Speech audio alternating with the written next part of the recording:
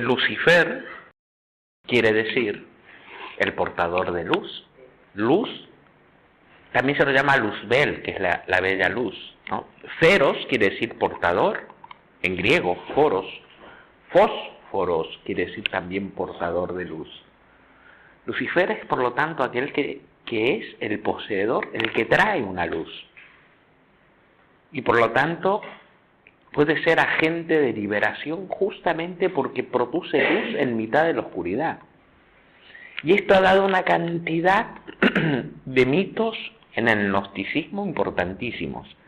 Fuera de la visión protestante católica de que los diablos son malos y están detrás de cada uno de nosotros si no nos portamos bien, que eso es más nuevo, que eso tiene historia, porque hablan de una historia antes de la misma humanidad, una rebelión en los cielos. Hay un mito gnóstico que dice que cuando viene Cristo, Cristo tiene un hermano gemelo, que se llama Satanael justamente, y que son dos gemelos, y uno se hace cargo de la parte luminosa y otro se hace cargo de la parte oscura. Y que la verdadera unidad sería el encuentro de estos dos gemelos, uno de los cuales ha quedado excluido del dogma cristiano, evidentemente. Y al quedar excluido se transforma en el portador de la sombra. Bueno, son mitos gnósticos, ¿no? Como dijéramos, falta algo. Con la figura de Cristo queda algo incompleto. Ha quedado detrás todo un aspecto considerado tenebroso que forma parte de la realidad. Por eso muchos han visto que el diablo tiene que ver con la sombra en términos junguianos, pero la sombra no es algo malo. La sombra es la puerta de acceso al inconsciente.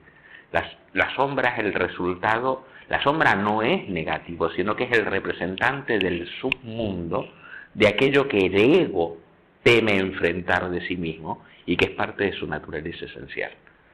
Más tarde Jung va a decir, nadie puede conocerse a sí mismo, sino pasando por la sombra. Y esto es muy desagradable. Pasar por la sombra es, se me acaba la excusa de vivir que a través de los malos del mundo sean malas las personas, las instituciones, las circunstancias externas, yo soy el bueno. Y todos aquellos rasgos negativos que han estado siempre atribuyéndose al exterior, a reconocerlos en uno. Son la puerta al conocimiento de lo que hay en el corazón. Entre el ego y la verdad del corazón se interpone toda esta verdad de uno mismo que uno es incapaz de afrontar porque uno la niega permanentemente. De tal manera que el diablo no es, claro que para mí me niega a mí, cuando en realidad yo soy el negador. A Satán, que existe en el Antiguo Testamento, en el libro de Job justamente, se lo llama el negador, porque pone a prueba la creación a partir del no. Pero psicológicamente el negador es cada uno de nosotros, que dice, yo no, fuiste tú, yo no, fue él, yo no, es ella, yo no, es lo que sea.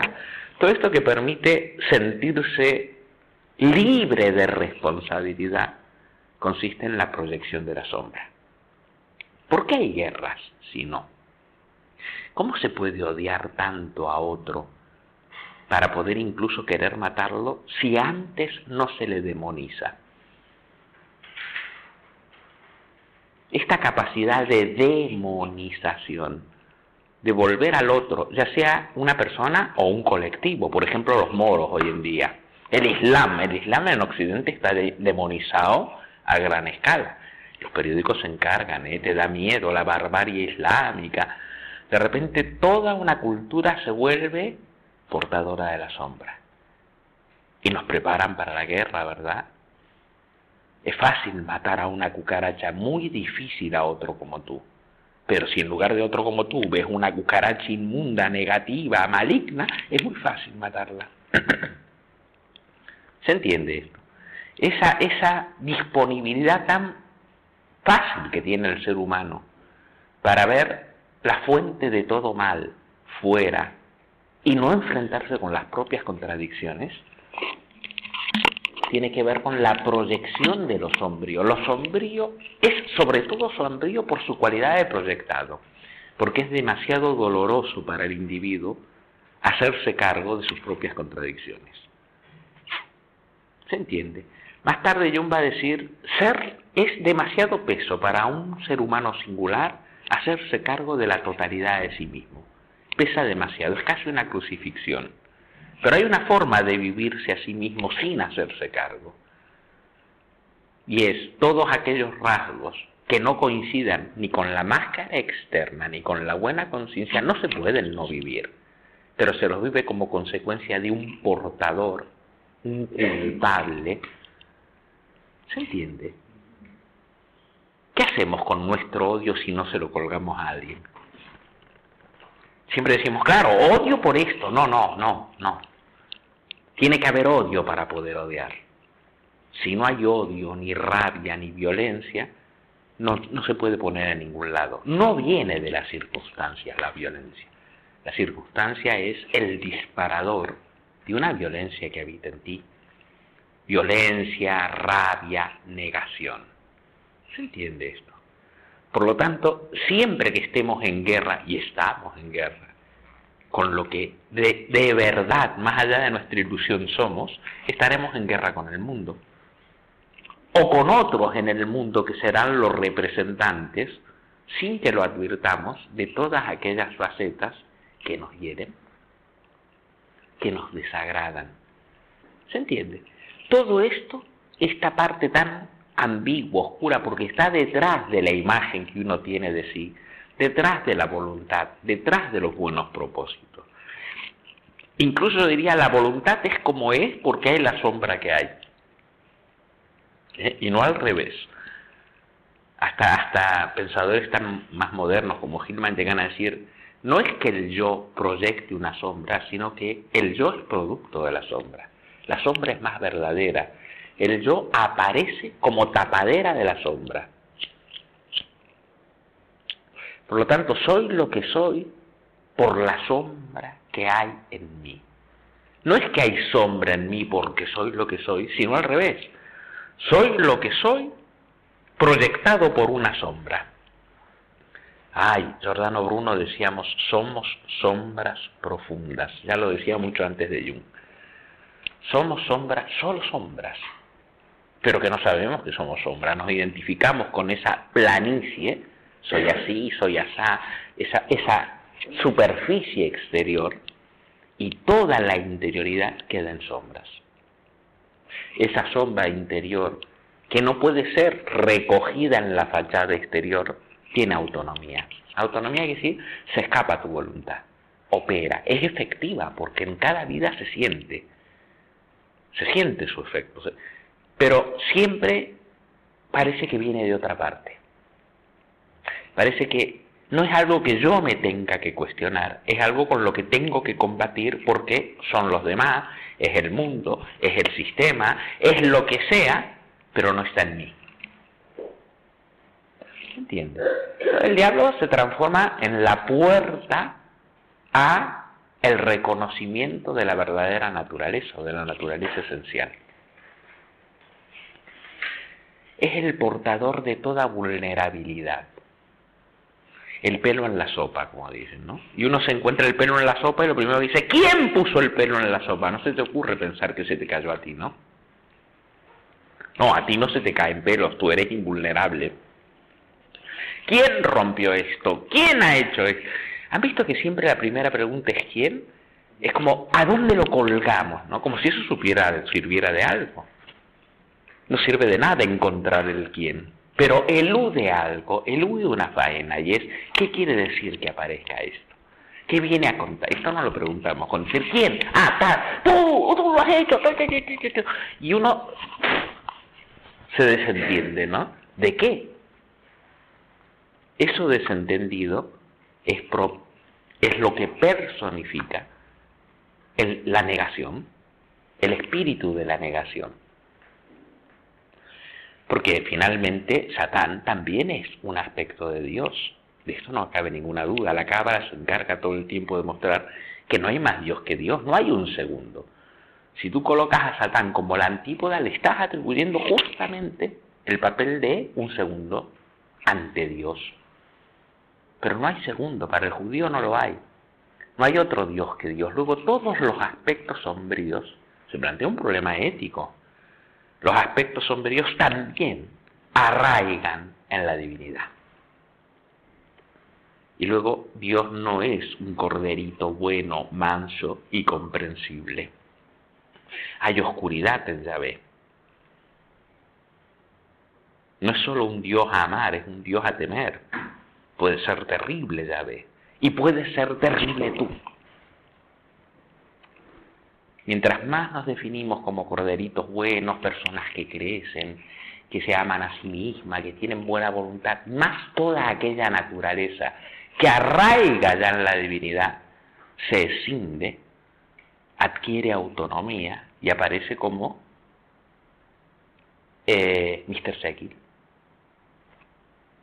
Mr. Jekyll y Dr. Hyde, ese es un ejemplo clarísimo. Bonito, por eso es tan poderosa esa historia, ¿no?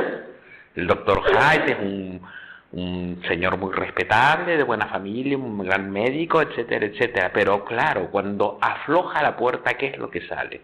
Sale el otro que no cabe en su vida, pero que no viene de fuera, está en su propia naturaleza. La verdad de sí mismo implica la verdad de la oscuridad. Y esto implica para el yo la muerte del yo. Y si hay algo que nosotros no queremos es morir. Es decir, cuando decimos quiero cambiar, quiero que cambie todo, pero no yo. Quiero que cambie mi panza, no este yo que dirige que la panza tiene que bajar. Quiero que cambie mi pareja, quiero que cambie mi vida, pero no quiero que cambien mis parámetros con los que dirijo lo que debe cambiar. Nadie quiere cambiar. Incluso los que dicen que quieren cambiar, no quieren cambiar, quieren que las cosas se ajusten a lo que ellos quieren. Eso no es cambiar. ¿Se entiende? Y cuando una persona dice quiero crecer, no quiere crecer. Quiere eso que se imagina que será crecer y que encaja muy bien con su idea del crecimiento. Pues todo aquello natural en cierto sentido, natural porque innato, porque original, porque no viene de ninguna parte, que jamás se amolda al yo, pasa a ser justamente el elemento sombrío, la sombra.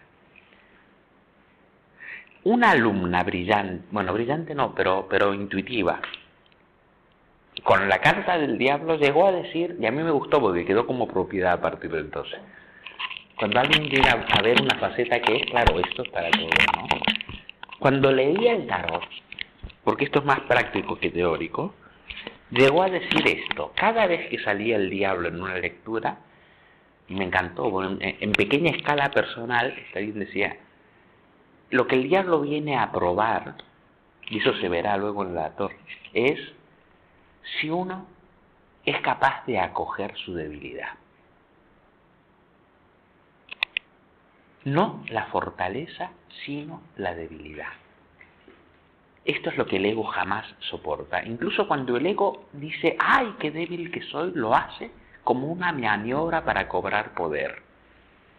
La eterna víctima, por ejemplo, ¿no?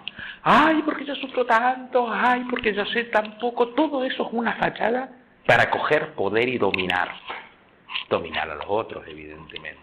Por lo tanto, no es auténtica experiencia de vulnerabilidad, sino un uso de la vulnerabilidad para adquirir poder, y por lo tanto hay una inflación, que es los viejos del demonio, ¿no? La sombra no reconocida lleva a una inflación del ego.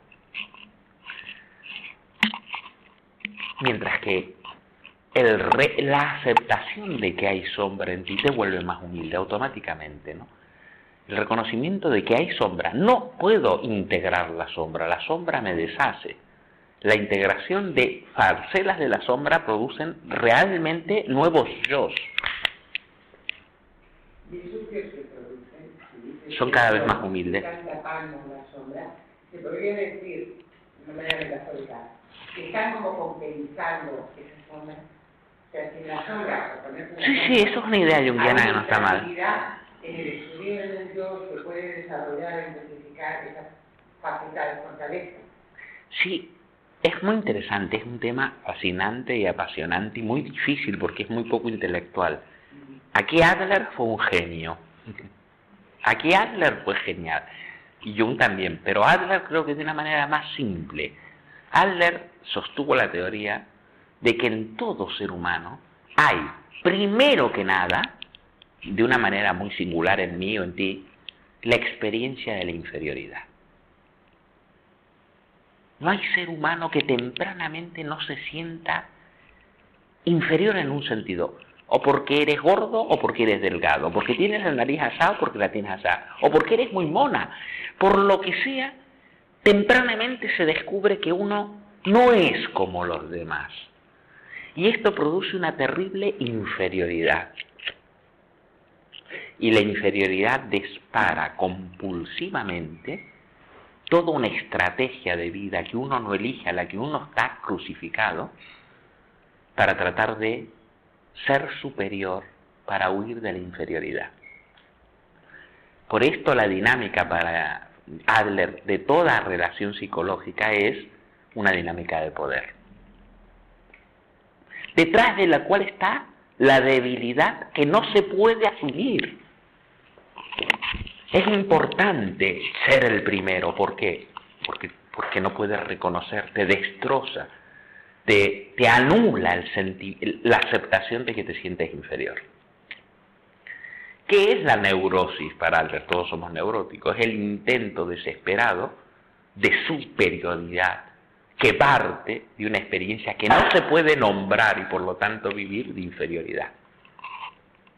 De ahí el anhelo de poder. Para Adler, la mayoría de las historias de amor no son historias de amor, son historias de poder. No conscientes, la conciencia, el yo está crucificado por este anhelo de poder que le hace a uno padecer lo que uno padece, pero que lleva a que uno pueda no enfrentar la debilidad, que es lo más temido de todo. Lo que Adler se pregunta cuando ve un sufrimiento, por ejemplo, no es de dónde viene este sufrimiento, sino qué se consigue con este sufrimiento. Es como que el sufrimiento que el mismo yo experimenta, más allá del yo, está cumpliendo un papel de preservar la superioridad para evitar encontrarse con la inferioridad. Y a veces hasta se vuelve uno imbécil si con eso evita enfrentarse con su propia inferioridad. Por eso habla Adler del poder de las lágrimas. Llorar es un ejercicio de superioridad. ¿Cuántas veces las lágrimas consiguen apabullar al otro y meterlo en el bolsillo? Es que es eso, manipular es ejercicio de poder. No consciente, pero implacable. ¿Dónde se acabaría el ejercicio del poder? En el reconocimiento de la impotencia. Pero es demasiado doloroso. Y sin embargo, según Adler, es el único camino para evitar la neurosis. Por ejemplo, una persona que siente que su idea para proteger su inferioridad es que es genial, es buenísimo, es un genio en su profesión. Para evitar una situación en la que pudiera manifestarse, esto no lo hace el yo, el yo lo encuentra hecho, que quede claro. Cuando uno se encuentra en una situación en que se puede poner de manifiesto su inferioridad, aparece cualquier síntoma que pueda servir de excusa por la cual uno no se pone a prueba y así puede seguir sosteniendo su idea de superioridad sin ser invalidado por la circunstancia. Adler nombra infinidad de casos, ¿no? O sea que una persona a punto de tener que encontrarse con que no es maravilloso, inexplicablemente le aparece un síntoma que hace que no tenga que hacer aquello que dice que quería hacer y que es el mejor, pero tiene una razón para no hacerlo. El síntoma que tanto le hace sufrir. ¿Se entiende?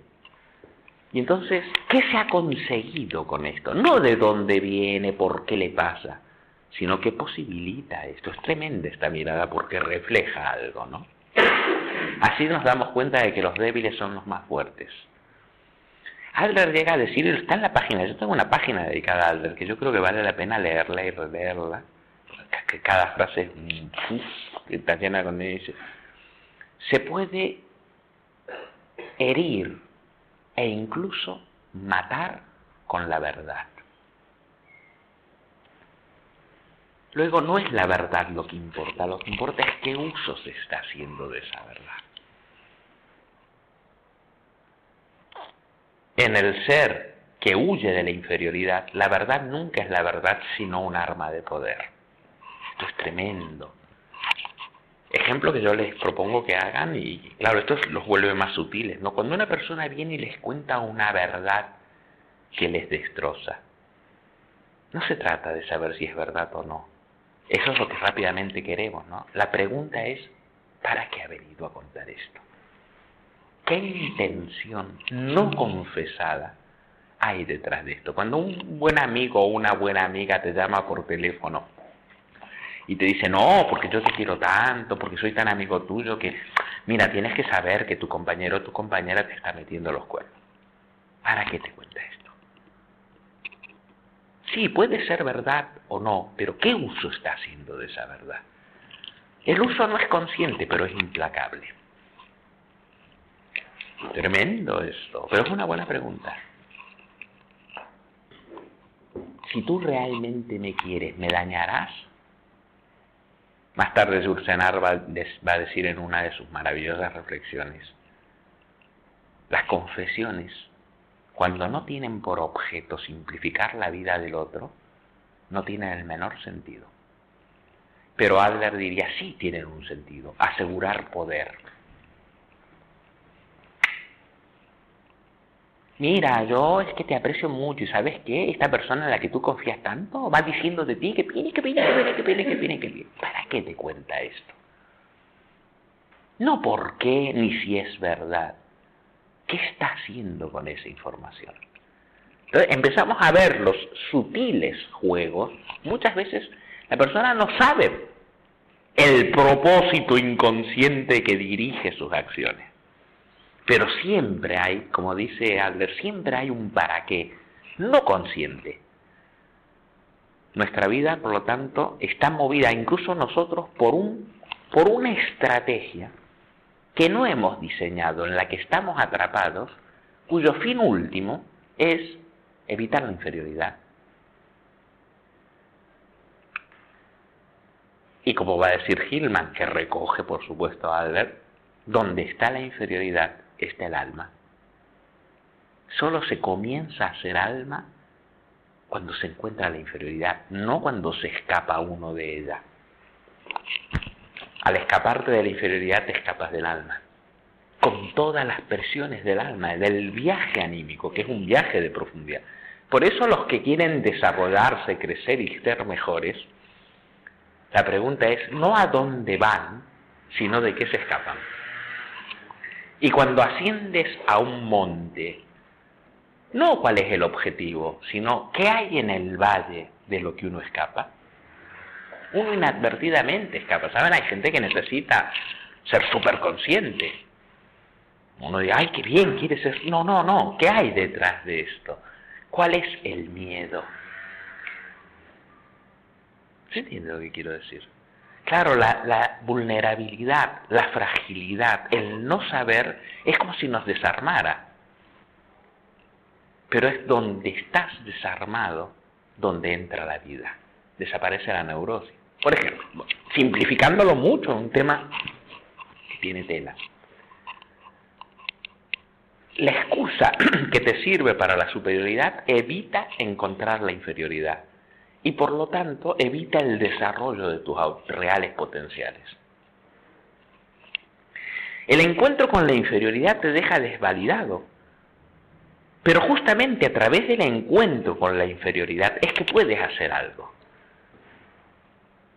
Por ejemplo, si a mí me da mucha vergüenza no saber inglés, pongamos, una de las estrategias sería despreciar y decir que la gente que habla otros idiomas son unos pretenciosos, con lo cual yo estoy justificado de no hacerlo y me coloco en una posición de superioridad.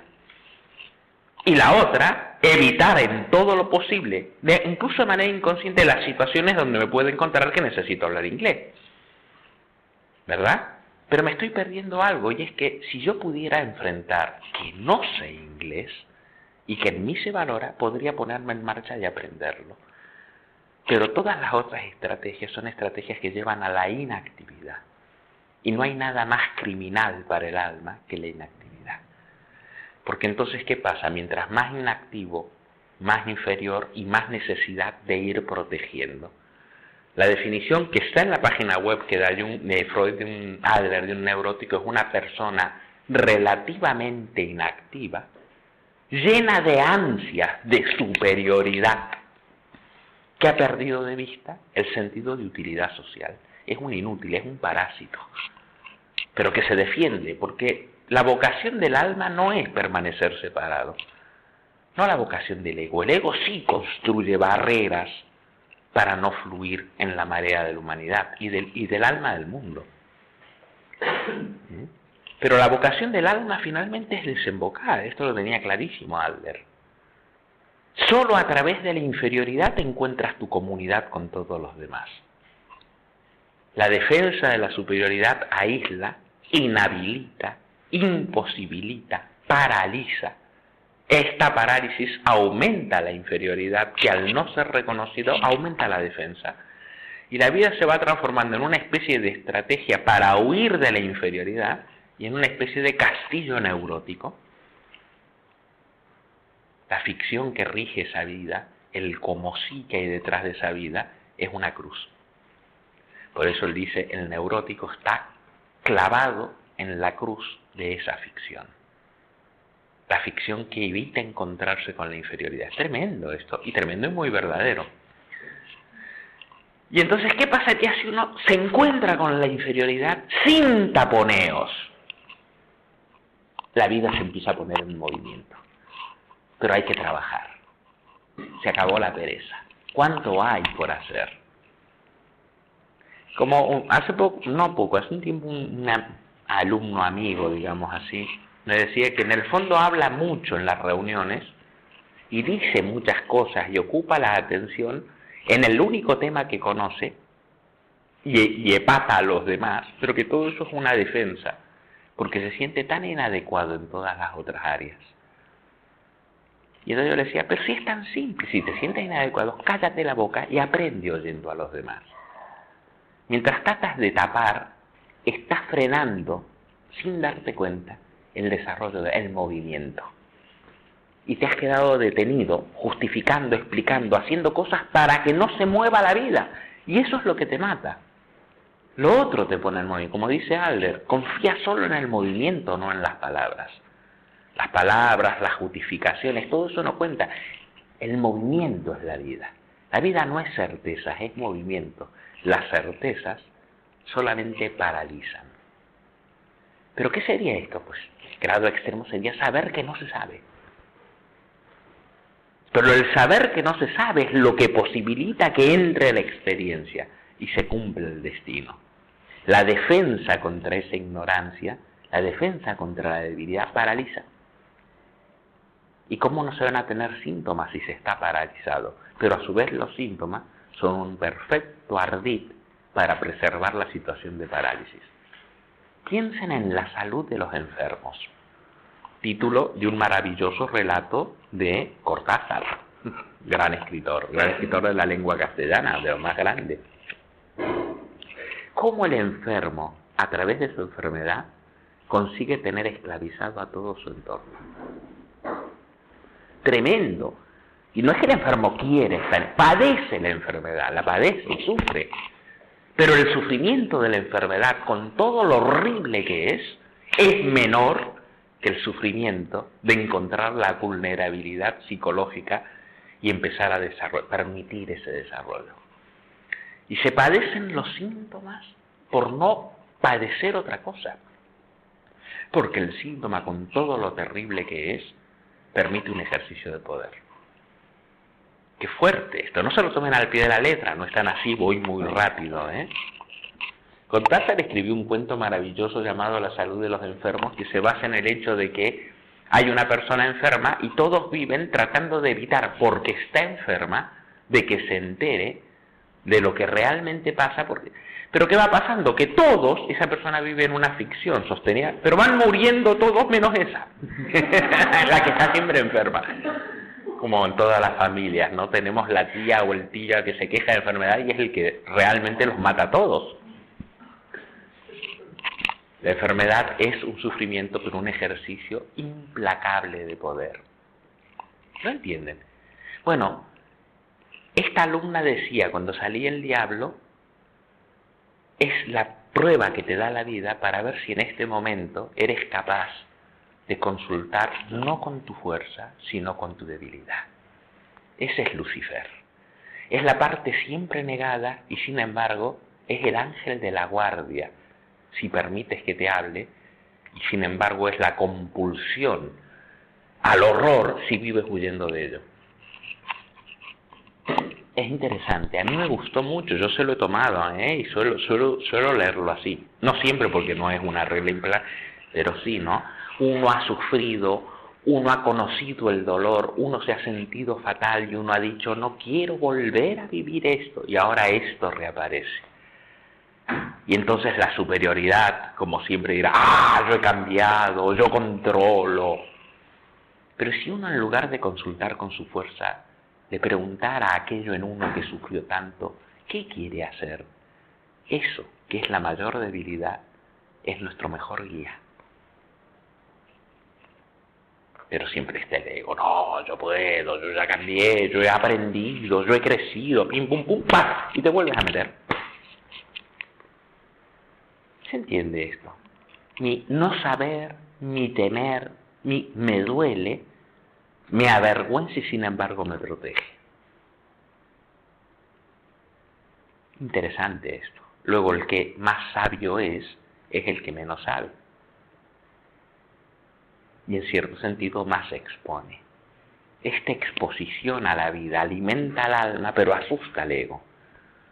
Por eso dice Adler, el ego tiene un sistema para no enfrentarse con el alma, y es clasificar en blanco o negro, bueno o malo, arriba abajo, macho o hembra. Va dividiendo el mundo, es como una regla que le facilita dejar ser cada cosa en su originalidad, porque eso le da miedo. Abrirse al momento le da miedo, es exponer la debilidad. Usar clasificaciones, brutales además, le permite controlar. Para Adler, el pensamiento lógico es una defensa.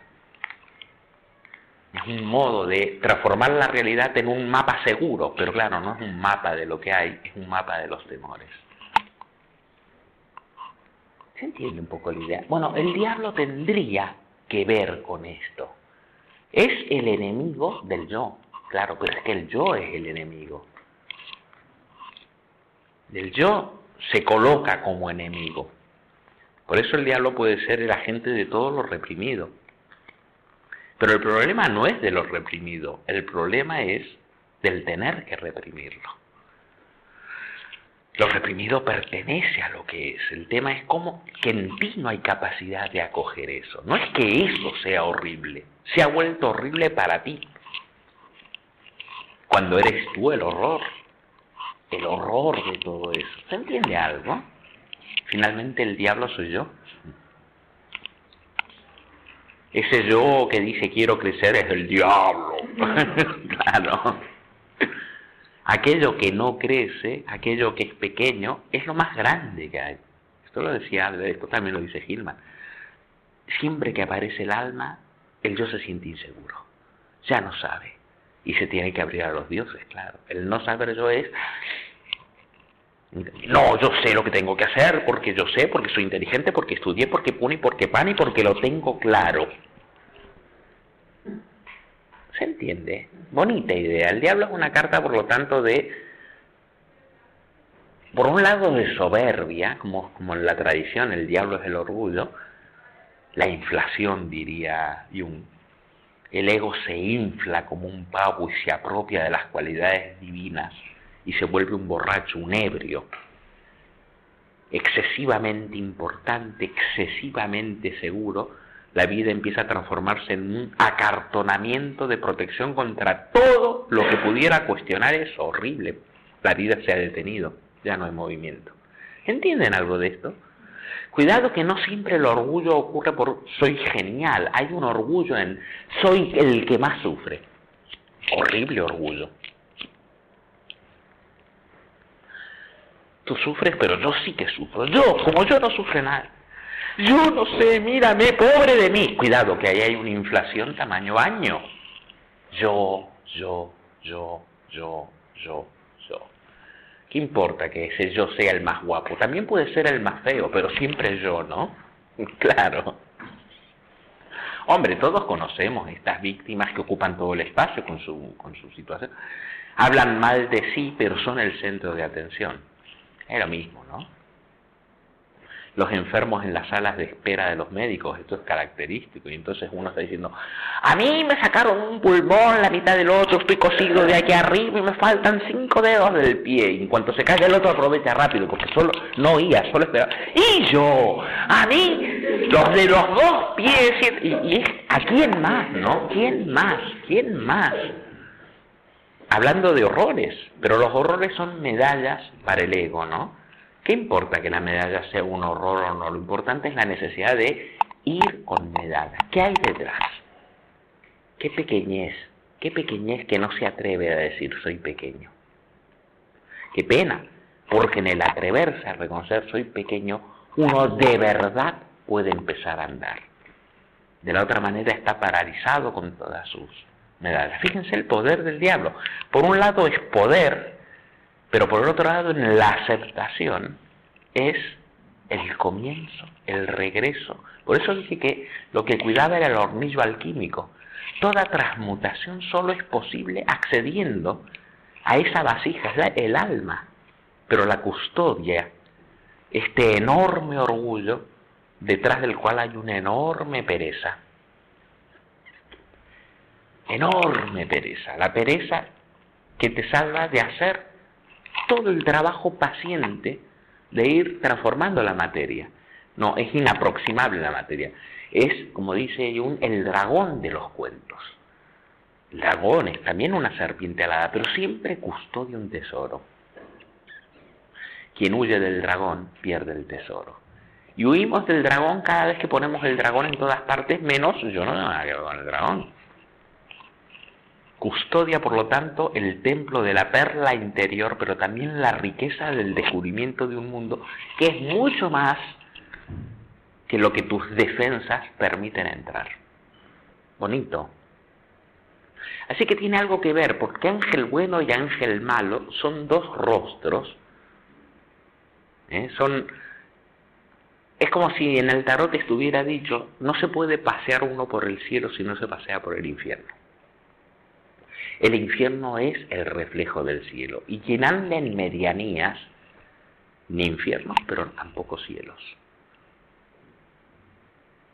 En el diablo uno es medianía, siempre está puesto, los malos son los otros, lo que me imposible. Siempre hay una razón para no. No importa cuál sea la razón, puede ser espantosa la razón. ¿Se entiende lo que digo? El diablo es recuerda tu dolor, recuerda que no puedes, pero esto te desarma, esto implica tener que sentir todo aquello que no se siente, ¿no? O sea, el diablo, mira, me lo acabo de inventar, pero me gusta. Es el agente de toda anestesia, pero también puede ser el despertar de la situación anestesiada. O sea, que es un redentor, ¿no? ¿Eh? Sí, si uno se achica, sin duda, pero en el momento en que uno le huye es una compulsión a inflarse. Puede ser las 2 cosas a la vez. La rabia no vivida en mí no desaparece. Esa rabia inconsciente me coloca, a pesar mío, en una ficción neurótica. Y podré ir de bueno toda la vida. Esa rabia en mí no acogida me crucifica a un estilo de vida en el que vivo la mentira de mí mismo. Entonces, es el poder tragar, sí hay rabia y hay rencor, es el comienzo. Pero el vivir en la negación, no, yo, ella, él, todos son, yo no. ¿Se entiende? Por eso yo en el curso de Saturno y la depresión hablé mucho de este tema, ¿no? Del dragón que se va para adentro y se lleva las ganas de vivir, claro, con eso. La rabia no expresada, el capricho, el niño furioso que en mí no acepta no ser. Y mientras yo lo acepto en mí, no está aceptado y se lleva consigo no solo el reconocimiento de mi impotencia, sino la energía creativa. Y no se puede recuperar la creatividad sin recuperar la rabia, la frustración, los deseos frustrados, que con la mente uno dice que sí he entendido, pero que están ahí con despecho y que llevan a un ejercicio de poder. La depresión también puede ser un ejercicio de poder, ¿eh? Por supuesto, no voluntario, pero poderoso. ¿Se entiende? Más o menos, porque no es un tema muy claro, ¿no? Pero que quede... Es un ángel también el diablo, ¿eh? Tiene alas, pero son alas de murciélago. ¿Y por qué? Piensen muy bien en el murciélago y la luz y la oscuridad. El murciélago puede volar en la oscuridad. El murciélago es ciego, no necesita de la luz, pero está orientado. Por lo tanto, el murciélago no es porque sea feo, sino porque es criatura de la oscuridad. Es el ángel de la oscuridad. No menos ángel que el ángel de la luz. Como tal, puede ser un diablo si tú lo vuelves un diablo en tu huir de él, y puede ser un guía si tú te achicas y le escuchas. Escuchar al no sé, al no puedo, al tengo miedo puede ser una fuente mayor de sabiduría que tapar con grandes despliegues o con juegos de victimismo aquello que en ti añora, es inseguro y es blando. Cuida, es vulnerable, es lo vulnerable en nosotros. Claro que lo vulnerable en mí no tiene por qué ser lo vulnerable en ti, y yo me puedo reír de que tú tengas miedo a algo que yo no tengo, pero en mis miedos ahí es donde me paralizo yo, ¿no? Yo me puedo reír de una persona que tenga complejos con su nariz, es su inferioridad, porque yo no los tengo. Pero seguro que en mí hay otras áreas que ya no me dan tanta risa. Sí. Por lo tanto, si hay algo que nos une, si hay algo que incluso nos puede sacar del ego, terreno terrible de mediocridad, digamos así, de medianías, es la inferioridad. La inferioridad realmente afrontada, y no esa especie de jugar con la inferioridad para ejercitar superioridad, cuidado, que eso sí que es común. ¡Ay, yo sufro tanto! Y con lo tanto, mi sufrimiento es un medio por el cual tú me debes, tú tienes que preocuparte por mí, me tienen que tomar en cuenta. Ahí es un jugar a ser inferior y un ejercicio permanente de poder. Eso no es el contacto con la inferioridad. No digo el auténtico contacto con la inferioridad, es el dolor. Y en ese dolor somos sabios. Porque si entramos en ese dolor, que no entramos, y por eso el ego utiliza el dolor como arma de poder, si entráramos en ello, de verdad entráramos, lo que se quedaría en el camino es el yo. Completamente, y a través del dolor llegaríamos al mundo. Y eso sí que nos da miedo. Sí, lo simplifico, ¿no? Si en lugar de ser, hablo de mí, ¿no? Mi cadera, mi pierna, mi artrosis, mis operaciones, y hay de mí, el dolor es vivido como una cosa mía, y por lo tanto es lo que me separa de. No solo la autocompasión, sino el orgullo de esa compasión. Ese dolor en mí no está sentido, no ha penetrado, no me ha deshecho. Y como no me ha deshecho, ese dolor es la fuente o de mi resentimiento, que es una manera de superioridad, o de mi transformarme en un ayudador compulsivo de los demás, que simplemente usa a los demás para decir, ¿ves qué sabio? Y otra vez es un ejercicio de poder. Pero si el dolor es sentido, no como mío, sino como el dolor, a través de mi dolor llego al dolor, que es también el tuyo, que es también el de todos. Y ahora puedo saber cómo te duele sin ser tú, porque a tu manera y en tus circunstancias el momento del dolor es exactamente, a donde llegué cuando entré en el mío. Y no era el mío, era la manera en mí de llegar a ese sitio, que es un sitio universal. ¿Se entiende algo de lo que digo? Es muy difícil poner más en palabras algo así, pero es muy cierto, ¿eh? Entonces se transforma en la puerta donde yo ya no soy yo, donde uno es todo.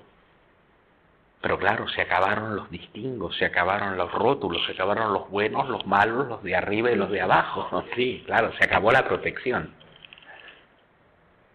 Hace poco estaba leyendo un artículo interesante. Son temas muy... no se pueden agotar. Además son temas serios. De unas terapias modernas, quiero decir, sin la trayectoria y la herencia cultural del psicoanálisis, que ya tiene 100 años, pero que son muy efectivas. Hay una terapia que leí en Estados Unidos para gente con adicciones, ¿no? Que se llama de los 12 pasos. Y que parece que es muy efectiva, pero que consiste en esto, más o menos. Un poco como lo de Alcohólicos Anónimos, que por cierto es efectivo. Cada persona que va allí va porque está pasándolo muy mal. Entonces la regla es que la persona que quiere, y como puede, y en la medida en que pueda, sin ninguna exigencia, cuenta su angustia, su lucha, su desespero, y nadie puede interrumpir ni dialogar. No es terapia de grupo, sino que a través de la narración de alguien que cuenta su dolor, todos los que están ahí, sin interrumpir, ni participar, ni hablar, encuentran su propio dolor contado por el otro. Y el dolor del otro ya no es el dolor del otro, es el otro contando del dolor que nos une a todos. Adquiere una impersonalidad extraordinaria. Y a través de la historia de uno, es la historia de todos. ¿Más o menos lo entienden? Se deja de buscar qué te hizo papá, mamá, es tu dolor, tu trauma, tú, le quitas todo tú. La expresión de esa manera singular, sin duda, de vivir el dolor, lleva a un dolor que no tiene razones, ni tiene causas personales. Lleva a una unión increíble, sin necesidad de tocarse, hablarse, aconsejarse, comprender, te amo, me perdono y todas estas vulgaridades New Age, de fortalecer vínculos por fuera. No hace falta. El vínculo aparece como es, sin ni siquiera tocar al otro. El otro te ha tocado a ti sin saber que te ha tocado a ti. Todos han sido tocados. ¿Se entiende esto? Esto tiene que ver, pero para eso se requiere desapego. Lo que la inferioridad no puede. La inferioridad no reconocida siempre te apega a defensas para evitar encontrarte con ese punto, que te impide amar, indudablemente. Te impide sufrir, sí, pero te impide amar. Te impide salirte de tú. Te impide perder importancia personal en cierto sentido. Es cierto, pero eso impide vivir. Impide morir también. Mata en vida. ¿Se entiende? Por lo tanto, cada vez que uno de nosotros tira la toalla y afronta lo que hay sin personalizarlo, el diablo comienzan todas las operaciones alquímicas. Por cierto, el sábado voy a dar un intensivo de alquimia y todo eso lo tengo muy... los fuegos y toda esta temática, ¿no? Va por ahí. Pero ¿cómo cuesta sentir lo que en uno ha negado sentir, pero está ahí? Cuesta.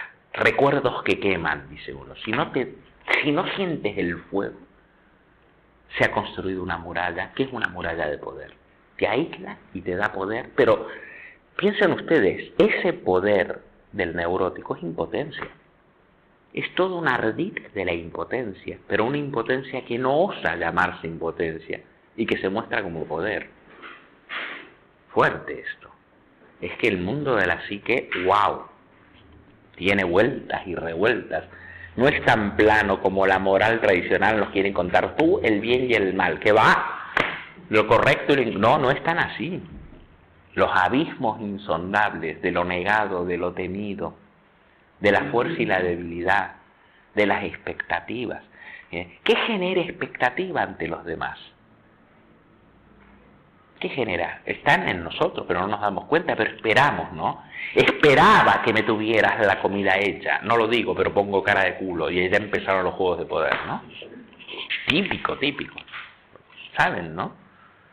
Entonces que llego a casa y no te digo nada y tú me dices que te pase, yo te digo nada. Y de una forma que se nota que pasa todo.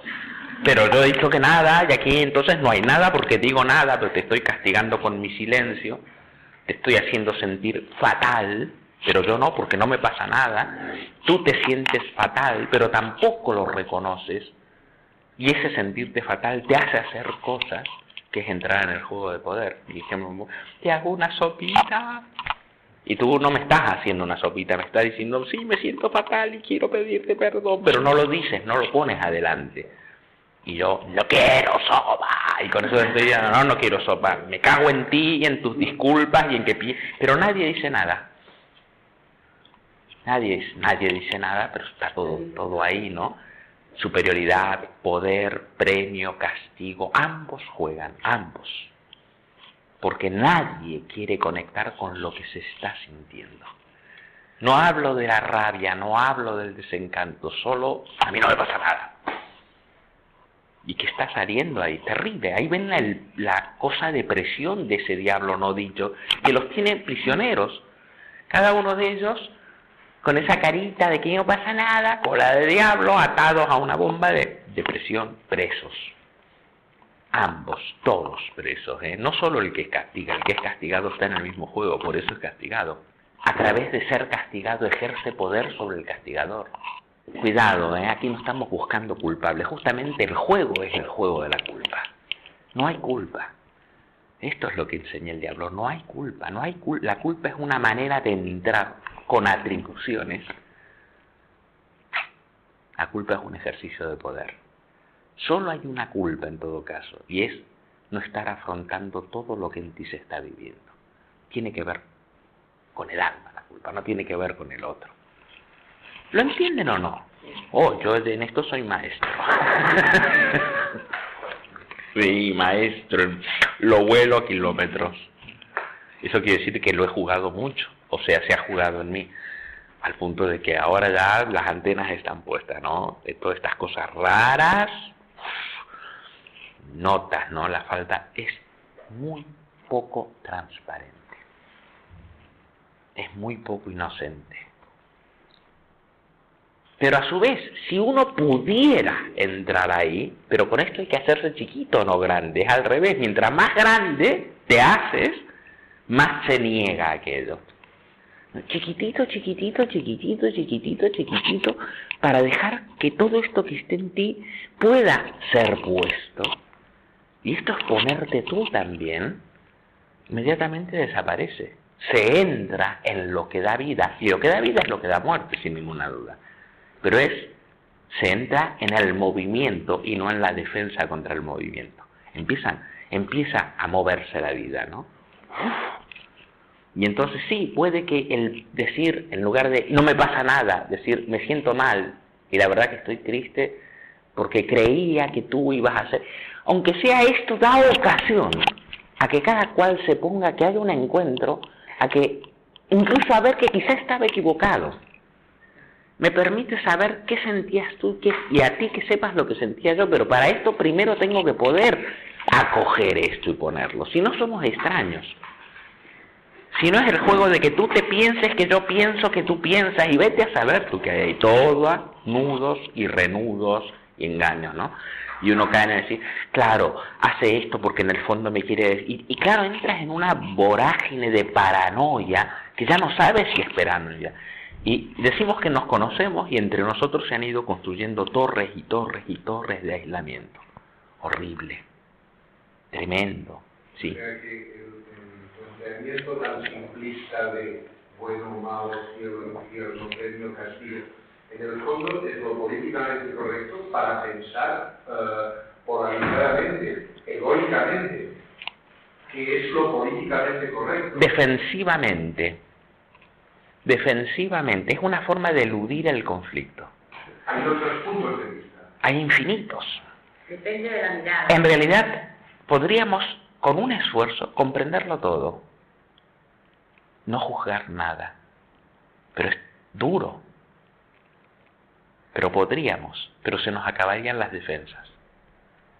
Pero empezaría la vida. Sí, pero serías pequeño. Acogerías la pequeñez del otro, que es la tuya. Sí, pero esto es fácil de decir y difícil de hacer.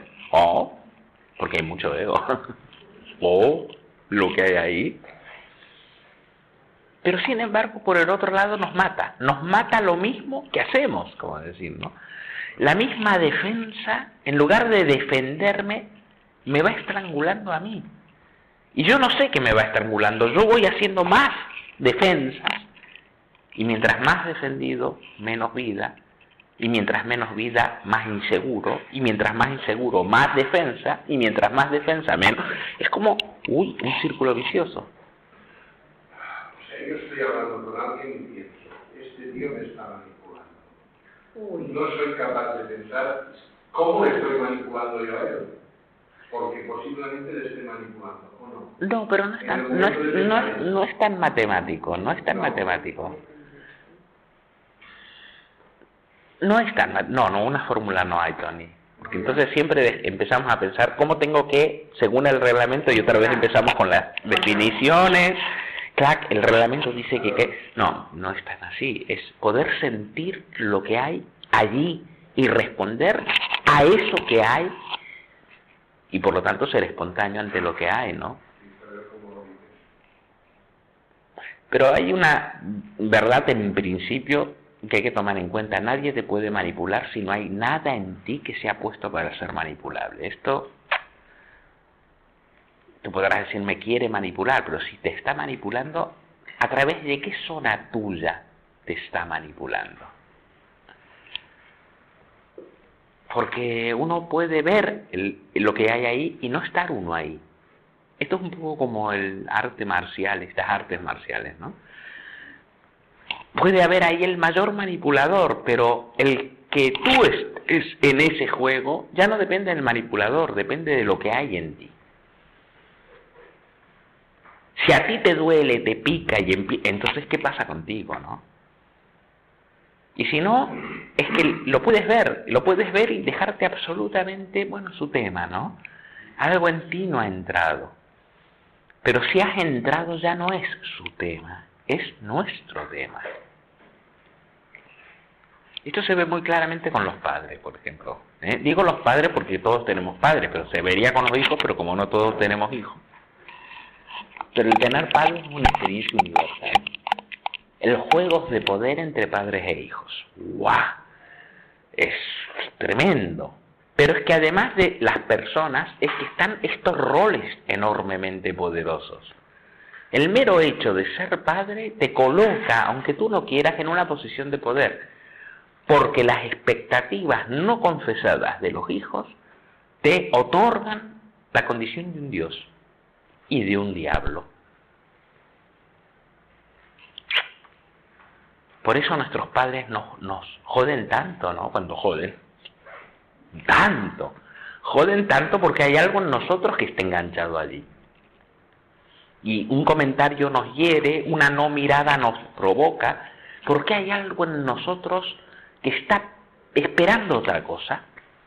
Hay algo en nosotros que aún le sigue necesitando y sin embargo no queremos reconocer esta parte menesterosa en nosotros. Nos da rabia justamente el que sentimos por ellos. No ellos, sino el que sentimos por ellos. Decimos que nos dan rabia a ellos. No, el enfado es sentir.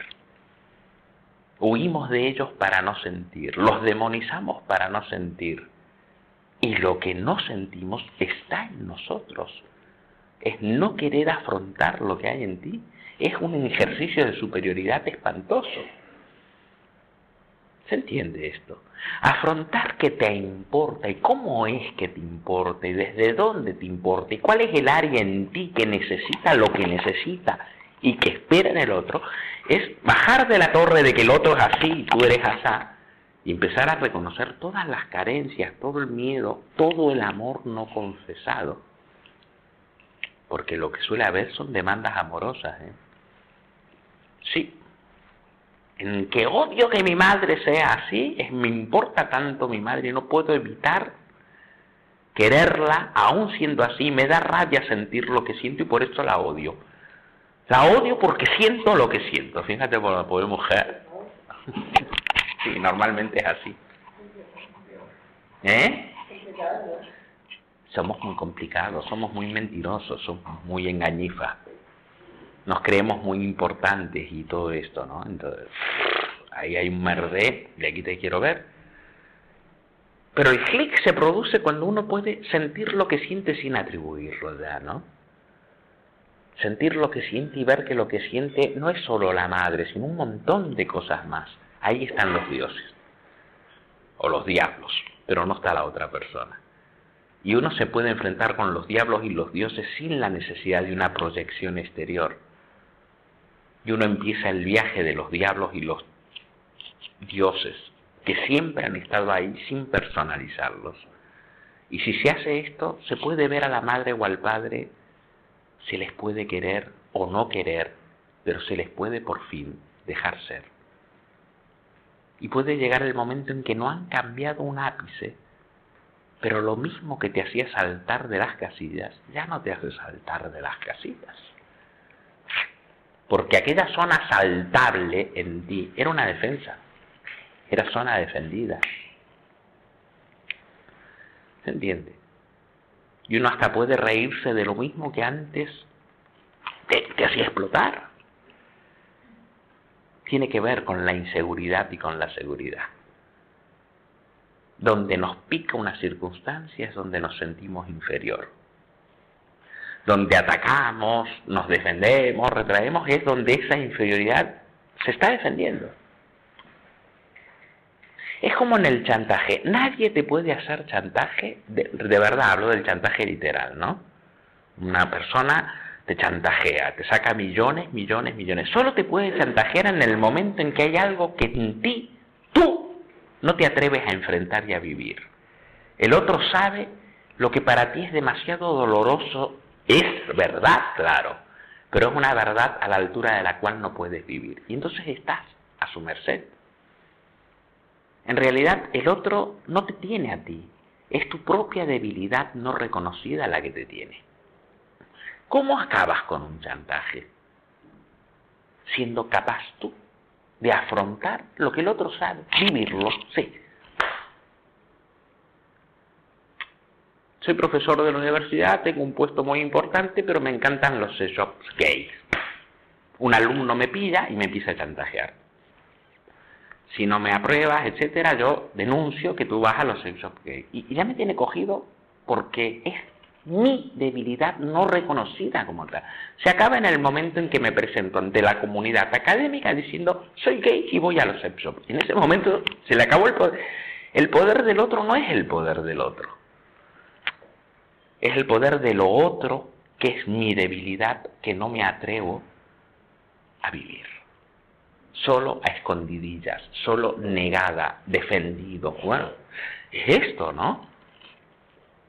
El poder de tu madre de hacer un comentario y herirte es un poder que algo en ti se lo ha concedido. Y solo algo en ti puede retirarlo para que finalmente la veas como es, un ser con todas sus limitaciones. No ese ser poderoso que en tu huida de tu debilidad se le otorga al otro. ¿Se entiende lo que quiero decir o no? Más o menos, ¿no? Hombre, no van a resolver ninguna neurosis con estas charlas, no se lo imaginen, ¿eh? No estén esperando ser perezosos y que con una charla se hizo todo y yo no hice nada, porque no es así. Pero sí ver por dónde va el camino, ¿no? Así que el diablo es la lección máxima de humildad para cada uno de nosotros, o la compulsión máxima a la superioridad. ¿Cómo sería la humildad? Dándose la vuelta, que es lo que no hacen los dos diablitos. Si los dos diablitos se dieran la vuelta, sabrían que están encadenados y en ese momento serían libres. Pero si miran para otro lado, yo no tengo nada que ver, están a merced. Y es la compulsión. En una época a mí me gustaba mucho Castaneda, que nunca entendí literalmente, que quede claro, a pesar de que muchos seguidores sí, al pie de la letra, nunca lo entendí literalmente, creo que no me equivocaba, que tiene toda una mitología de la búsqueda del conocimiento, de la búsqueda de la sabiduría, muy bonito porque escribe muy bien, sobre todo en los primeros libros. Gran escritor y muy poético, ¿no? Llegaba a decir cosas tan bonitas como el ser humano es el explorador cósmico del océano infinito de la conciencia. No me digas que no es guapísimo. Y es verdad, el ser humano, por lo tanto, sin saberlo, es explorador. ¿En qué? De los océanos infinitos de la conciencia cósmica, y no lo sabemos. Y estamos atrapados en decir esto es real y nos quedamos fijados en un plano bonito, ¿no? Pero nunca es literal. No hay un mar literalmente con olas que sea como el mar salado, no. El mar es una metáfora. Pues él decía en sus primeros libros que hay varios peligros en lo que él llamaba al principio el camino del guerrero. El camino del guerrero es el camino de la persona que finalmente está llamada a saber. No saber de las academias, saber de la esencia de la vida y de la muerte. Pero quien está en este camino se encuentra con muchos desafíos. Y a mí me parece que simbólicamente está muy bien. Decía, el primero de los enemigos, decía él, es el miedo. El miedo nos tiene cogidos. Miedo a morir, miedo a ser pobre, miedo a esto, miedo a lo otro. El miedo sujeta a la persona. Y la persona que tiene miedo ya se ha rendido. Por lo tanto, el primer enemigo es el miedo, que siempre es tus miedos. A través de los tuyos es el miedo en general, pero tú a través de cómo te vienen a ti. Perder los miedos se dice fácil, pero no se hace fácil. Miedo a la soledad, por ejemplo. ¿Cuánta gente está atrapada en el terror a la soledad? ¿Cuántas? Especialmente cuántas mujeres. Perdón, pero es verdad. ¿Cuántas chicas creen que si no hay un hombre a su lado la vida es absolutamente sin significado? Y esta del terror a la soledad, que no comprenden, que las lleva a estar a una continua búsqueda, que es una continua escapada. ¿Cuántas? Pero no solo las chicas, pero muchas, la verdad, ¿no? Esta especie de sentirse apéndice de, y si no hay otro que me complete la vida es absolutamente vacía. Terror a lo que pasa cuando se acaba esto y allí le encuentro con lo que hay más allá de toda ilusión infantil. Ese miedo te limita, ese miedo te hace esclavo. El miedo a la pobreza no hablemos. Todo el mundo esclavizado a un sistema económico solo por miedos, sacrificando horas de tiempo, sacrificando de dedicación, postergando el desarrollo de sus talentos naturales, de lo que podrían ofrecer al mundo porque tienen miedo de no tener. Así. Toda esta demanda de seguridad que es producto del miedo genera una atadura que impide al guerrero guerrear ante su destino. ¿Verdad? Bueno, todos los primeros libros de Castaneda son de manera simbólica todos los caminos para enfrentar al miedo en lugar de huir de él, es decir, de que te tenga cogido. Pero supongamos que el guerrero ha vencido al miedo, ya no teme. Ya no teme es que está listo para afrontar la vida más allá de las expectativas de que va a pasar esto, y deja ser. Empieza a vivir la aventura. Claro, el que ha perdido el miedo es más poderoso que el que tiene miedo. La mayoría tiene miedo. El que no tiene miedo puede poseer, manejar a gusto al que teme. Porque si le tocas a alguien su miedo, responde como un automata. El miedo le hace hacer cosas. ¿Se entiende esto? Por lo tanto, se desvanece el enemigo del miedo, pero aparece otro terrible, el segundo gran enemigo, el poder. Y ese poder que tienes es lo que puede frenar el camino del conocimiento. Bonita imagen.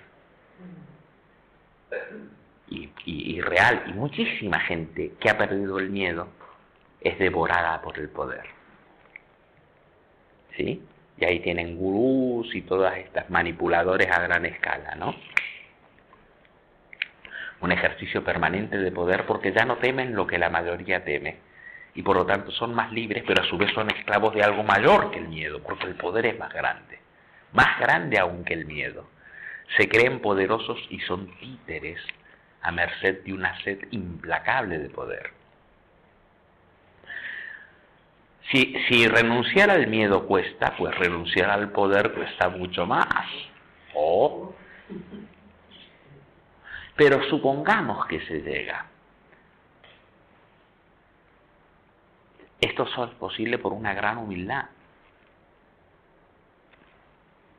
Dejar de decir mi poder para darte cuenta de lo que habla en el poder. El poder existe, pero no es tuyo. ¿Se entiende? Pero si se renuncia al poder, aparece un tercer enemigo. La renuncia al poder da una enorme claridad. Y esa claridad es el tercer enemigo. El verlo todo claro, tener respuestas para todo, es el mayor enemigo. Siempre son formas de soberbia, siempre, pero distintas, aparentemente más espiritual y por lo tanto aparentemente menos soberbio. Sí, pero muy peligroso. Por eso finalmente se ha de incluso renunciar a la claridad. Y esto es muy parecido a lo que Adler decía, ¿no? Todo el tiempo la vulnerabilidad, en tanto esa entidad te sostiene. El cobarde es cobarde justamente porque huye de su miedo, y su miedo lo tiene atrapado. Hace cosas para evitar el miedo, en lugar de vivir con miedo. Es la única forma de perder el miedo. Pero para evitar encontrarse con el miedo, necesita un montón de seguridades que lo aprisionan. El guerrero suelta las seguridades y se encuentra con el miedo. Y el miedo se desvanece cuando lo encuentras. ¿Se entiende? Pero entonces aparece el poder. ¡Guau! Ante los millones de timoratos, el que no tiene miedo es poderoso. Puede campar a sus anchas. Y eso es el mayor obstáculo en su camino. Pero si renuncia al poder, entonces ahora emerge una lucidez. Y esa lucidez también es un engaño. Me encanta, me parece muy bonito y muy... No es literal, claro, ¿no? Porque finalmente la existencia es oscura y las dinámicas son oscuras. Tanta claridad es una ilusión. También es una defensa. Nadie sabe nada. El que más sabe, sabe que no sabe. Si lo ve demasiado claro y es sabio, duda. Pero un sabio que duda es una persona que aún a pesar de su sabiduría no pierde el contacto con la inferioridad. ¿Y si no fuera así? Y esto es el alerta, lo que permite vivir todo lo que hay y no descartar algo porque tu claridad no lo saca a la luz. ¿Se entiende esto? Entonces yo creo que cada uno de los septenarios habla, bueno, mi juego, un poco de eso. En el primero es la conquista del miedo. Por eso termina como aquel que es capaz de hacerse cargo de su vida. Ya no necesita papás, mamás, sostenes, no. Va por sí. Construye, es capaz de crear un mundo a su medida y semejanza. Y no de instalarse cómodamente en un mundo que le evita, un mundo a partir de concesiones, ¿no? Pero una vez conquistada el miedo, aparece el segundo camino, que es el camino del poder. Fíjense la carta central, la fuerza. Reconocer que esa fuerza no es tuya. ¿Sí? Tanto que podríamos decir que la primera carta del segundo septenario, lo que está pidiendo es, una vez conquistado el miedo, no dejar que el miedo, este coraje te conquiste a ti. Y entonces te encaminas hacia la fuerza, que es una manera de poder. Claro, bueno, sí, pero no es tan fácil. Con la cabeza sí que es fácil, pero no usar esa ventaja, porque es que toda ventaja es una desventaja. ¿Lo entienden a esto? Cada vez que hay una ventaja, esa ventaja es una desventaja, porque puede ser usada, y en cuanto es usada, te usa a ti. Claro, en cuanto eso que es una ventaja empieza a usarlo tú, ya no es más una ventaja, es una desventaja. Te has vuelto un esclavo de eso que te crees que usas. Te usa a ti. Entonces finalmente aquí se ha vencido al poder. Pero se tiene una manera más fuerte de poder. Y eso es lo que pienso, que es esa enorme claridad. Y esa enorme claridad es un engaño. Por eso la carta central, siempre la esencia está en el medio, es ¿y qué es la claridad sin la oscuridad? La claridad sin oscuridad no es más que una ilusión. Por eso la carta central del último septenario es la noche, ¿no? La luna. No el evitar la oscuridad, la confusión, porque uno lo tiene todo claro. Así que el diablo es aquel ejercicio por el cual el poder se puede ir transformando en claridad, pero también es una trampa. Bonita esta manera de leer. Yo creo que hay una cierta analogía, ¿eh? Bueno, con esto hoy no vamos a avanzar mucho más, pero bueno, que quede claro que el diablo también pone en juego los mecanismos de poder. Es una carta poderosa. Puede ser la base de la humildad, puede ser la base de toda la transmutación, realmente de la alquimia, pero también puede ser la máxima inflación. Todo depende de cuál sea la relación con el ángel de alas de murciélago. La negación de la sombra solo se transforma en una especie de inflación y de proyección y de manipulación y de complots y de paranoias.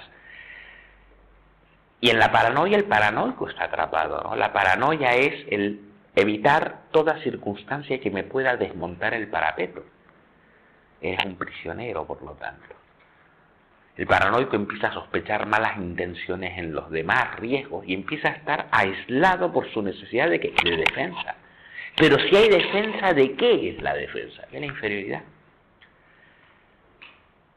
Pero en lugar de conectar con la inferioridad, se conecta con la defensa. Por ejemplo, todas las mujeres son putas. Toda mujer en el fondo tiene una sed de devoración. ¿Dice quién? El hombre que teme a la mujer. Y en lugar de reconocer su temor e ir temiendo y temblando, se defiende. Y en su defensa está su muerte. Nunca conocerá a ninguna mujer, ni a la que habita en él. Detrás del desprecio, del rebajar al otro, hay un intento de defensa, ¿no? Para preservar una superioridad. ¿Y por qué necesita una superioridad? Porque se siente inferior. Las mujeres y los hombres somos lo mismo. Y esto cuesta aceptarlo. Lo mismo. Compañeros en un camino que duele igual, te angustias igual, sabes igual, pero te defiendes colocando aquello que no aceptas en la categoría de un sexo, ¿no? Las mujeres son ambiguas, oscuras, manipuladoras, dice el hombre que tiene terror a aquello que no conoce y se defiende su poder. ¿Cómo? Degradando al objeto. Se degrada a sí mismo y no lo sabe. Pero es al revés cuando se dicen, ya se sabe, los hombres no tienen sentimientos, ¿De qué te defiendes?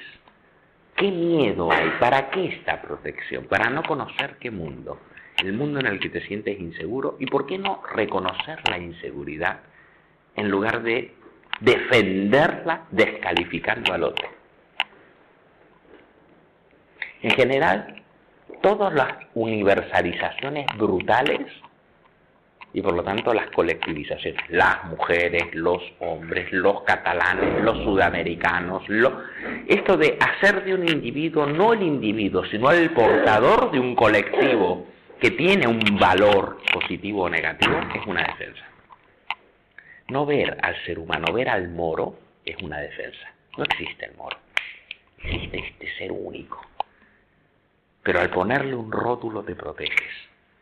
Te defiendes de qué? Del pánico. El pánico lleva a estas colectivizaciones espantosas, ¿no? Entonces ya no ves a este ser humano, ves una mujer. Y detrás de eso que llamas mujer está puesta toda la sombra. Un hombre. Vaya. Como me dijo una vez una alumna que lo encontré tremendamente ofensivo. Claro, ella no lo dijo con ánimo de ofender. Pero es evidente, ¿no? Como dijo, porque vosotros los chicos no sé qué. De repente me sentí cargado con el peso de vaya a saber qué cosa.